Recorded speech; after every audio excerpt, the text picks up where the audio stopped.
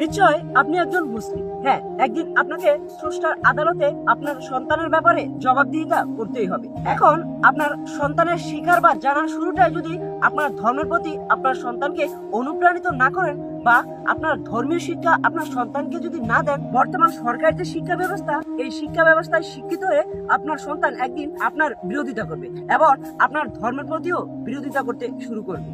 গত কয়েকদিন আগে সময় টিভিতে প্রচারিত একটি নিউজে দেখলাম ষষ্ঠ শ্রেণীর ইসলাম শিক্ষা বইতে হিন্দুদের দেবদেবী বা মূর্তি দেওয়া হয়েছে। এবার ভাবুন যে ইসলাম শিক্ষা বইয়ের এই অবস্থা হলে অন্যান্য বইয়ের কি অবস্থা হতে পারে। হ্যাঁ, আমি বলতে চাচ্ছি যে আপনি যদি আল্লাহর সামনে দাঁড়ানোর ভয় করেন, তাহলে আপনার সন্তানের শিকার বা জানা শুরুটাই ক্লাস 5 পর্যন্ত যে কোনো ধর্মীয় প্রতিষ্ঠানে ভর্তি করান।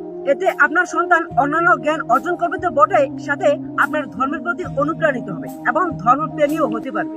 তারপর ক্লাস 5ম শ্রেণীর পরে আপনি যেখানে ভর্তি করান কোনো সমস্যা নেই, তখন কোনো নাস্তিক্যবাদ আপনার সন্তানকে কাবু করতে পারবে না বা আপনার ধর্মীয় বিরোধী যে কোনো শিক্ষা আপনার সন্তান সহজে বর্জন করতে পারবে।